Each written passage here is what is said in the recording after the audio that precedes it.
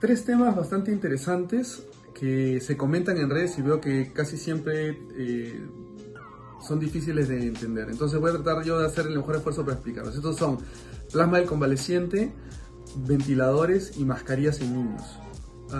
Sobre plasma del convaleciente. Este es un tratamiento en el cual a alguien que tiene un cuadro severo de COVID-19 se le da el plasma de alguien que ya se recuperó de la infección.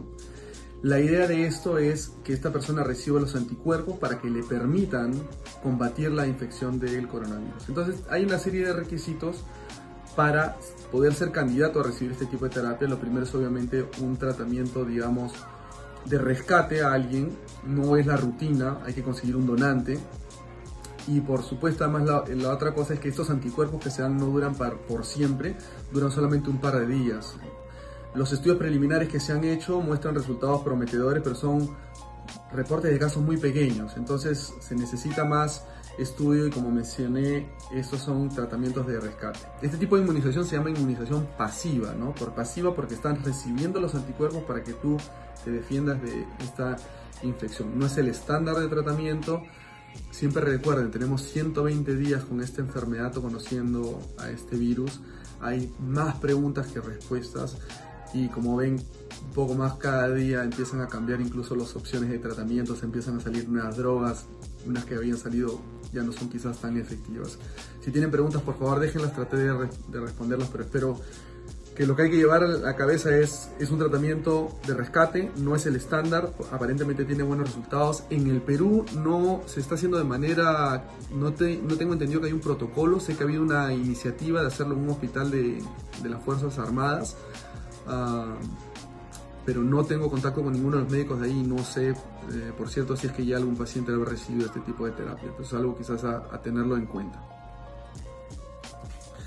El segundo tema es ventiladores. Los ventiladores son máquinas que se encargan de censar una serie de parámetros una vez que están conectados a un tubo endotraqueal y a un paciente. Entonces el tubo endotraqueal va de la boca a la tráquea y en la tráquea, y ahí tiene la punta, tiene un balón. Este balón lo que hace es un sello hermético, así el ventilador conectado a este tubo puede censar presiones y puede saber exactamente todos estos parámetros que miden. Y dices, doctor, ¿pero qué tantos parámetros mide? Bueno, mide no solamente el volumen de aire que está entrando, mide en qué flujo tiene. O sea, es bien distinto dar todo el flujo en un segundo o darlo de manera progresiva, o hay que incluso dividirlo, cuánto tiempo va a ser la inspiración, cuánto tiempo va a ser la expiración, ¿no? Es bien distinto un paciente en un ventilador que nosotros cuando estamos respirando de manera normal. Entonces, aparte de eso, más tiene que medir la presión inicial al ingreso, la presión basal del pulmón. Entonces, todos estos parámetros, y hay muchos parámetros más, desde incluso saber cuánto oxígeno hay que darle al paciente, todo esto tiene que irse regulando. Y justamente los pacientes con COVID-19 que hacen esta respuesta inflamatoria tan severa, me imagino deben haber escuchado 1000 veces hablar del ARDS, que es la respuesta que hace el pulmón con la inflamación, y es un pulmón muy duro de inflar. Es como si a un globo ustedes le pusieran prácticamente yeso afuera, entonces no se puede expandir de manera normal. Entonces, si tú tienes un ventilador que no censa todos estos parámetros de manera adecuada, si tú le das a un paciente mucho volumen o demasiada presión, puedes literalmente, por decirlo, reventar ese pulmón. Y por lo contrario, si tú a un paciente que tiene el pulmón endurecido o inflamado no le das suficiente presión para mantener las áreas que ya se están haciendo intercambio de oxígeno y de CO2 abiertas, pueden ser que esas áreas también colapsen y deteriore la función respiratoria. Entonces, tienen que ser máquinas con verificación, con certificación, y a pesar de la buena intención de muchos ingenieros de hacer estas máquinas en garajes y gente muy capaz, si es que esta máquina no tiene la posibilidad o certificación de censar todas estas cosas, pueden ser mayor riesgo para el paciente. Estos pacientes tienen una serie de problemas para llegar a hacer un buen intercambio de oxígeno y de CO2 en la parte de su ventilación. Entonces, no es una cosa tan sencilla. Me ha tocado manejar muchos pacientes con este tipo de características a mí, no por COVID, sino por otras enfermedades. Y en el ventilador eso es lo que vemos. Son pacientes que son un reto para los que hemos hecho o hacemos cuidados intensivos. Entonces, en ese sentido, los ventiladores tienen que ser ventiladores que tengan todas estas características. Sé que la Marina de Guerra tiene una iniciativa No sé exactamente qué ha quedado eso con esos ventiladores que han hecho, ni si han pasado realmente las regulaciones.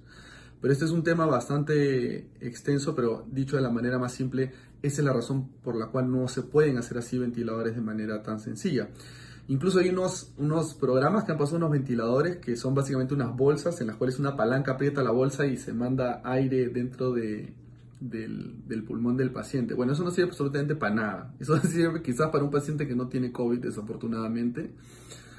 Y bueno, habiendo estudiado medicina en el Perú, alguna vez nos tocó hacer un rol de bolseo donde tenemos que estar apretando esas bolsas para mantener un paciente vivo porque no habían ventiladores ya mucho antes de esta infección o esta pandemia. Entonces, pero esa no es la situación y eso no es lo que debe pasar y no se da el tratamiento adecuado y puede ser eso contraproducente. Entonces, los ventiladores son unas máquinas bastante complejas. Mascarillas en niños. Este es un tema que lo debería de discutir un pediatra, pero como me lo habían preguntado lo toco y voy a pasarle igual la posta al doctor Somocurcio, que es un pediatra en nuestra institución, muy querido, para que él lo responda también aparte, pero yo les puedo adelantar una cosa. Primero, es un decreto de ley utilizar mascarillas. Si ustedes salen a la calle, salga quien salga, yo no he visto ninguna cápita que diga que los niños igual no tienen que utilizar. Todo el mundo tiene que usar mascarillas. Funcionen, no funcionen. Este es decreto, la ley es primero y eso es lo que hay que hacer.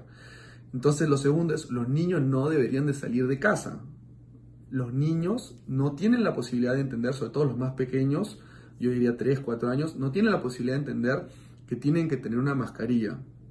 Entonces, pero si desafortunadamente tienen que salir de casa, quizás hay algunos datos ahí justamente que el pediatra les pueda dar de cómo hacer que el niño se acostumbre, quizás usar la mascarilla en casa antes de salir, no sé, quizás hay mascarillas con algunos dibujos que a los niños les gustan, aunque a pesar de que no los vaya a ver, no sé, tiene que haber tips de pediatras para tratar de hacer eso. Además, los niños tienen un sistema respiratorio bastante más sensible que el del adulto, probablemente los más pequeñitos pueden incluso tener problemas por utilizar una mascarilla o hasta asfixiarse.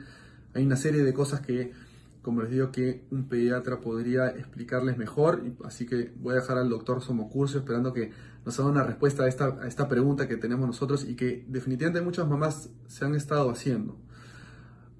Los niños mayores, bueno, ellos pueden entender un poco más, ¿no? Y si los niños son parte también de población sensible y vulnerable, independiente de la edad, por ejemplo, un niño que puede tener un problema oncológico, esos niños tienen que, por lo general, salir con mascarilla sí o sí, ¿no? E incluso quizás hasta una N95, no sé qué recomendarán los pediatras. Pero eso es lo que yo anticiparía y por lo menos las recomendaciones generales. No saquen a sus niños de casa, no los expongan.